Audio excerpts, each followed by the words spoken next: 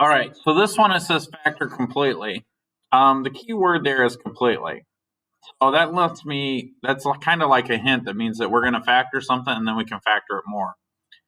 First of all, I notice that both of these are divisible by 5. In other words, I'm going to pull out the 5. Well, let me back up. Let me be a little more formal. We need to find the greatest common factor. So 5 is a prime number.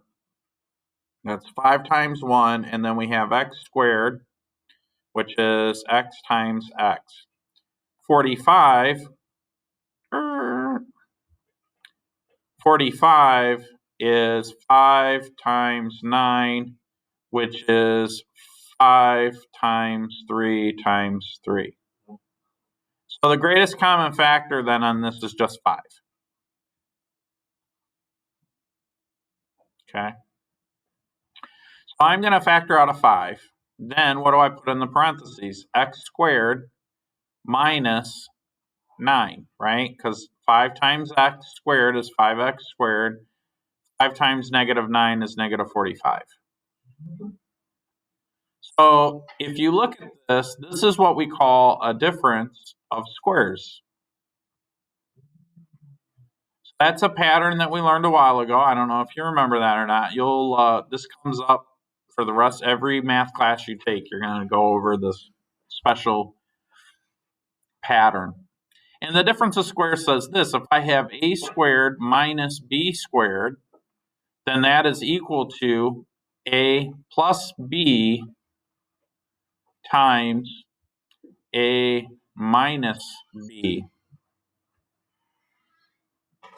In other words, x squared minus 9 equals x plus, what is the square root of 9?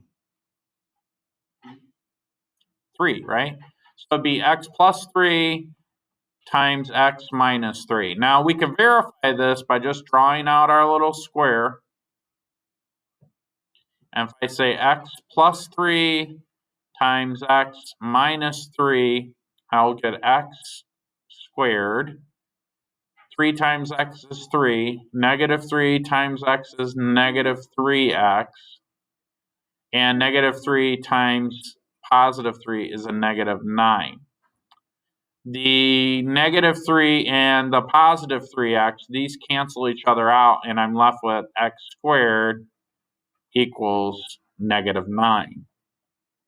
So then my final completely squared thing is 5 times the quantity x plus 3 times x minus 3, okay?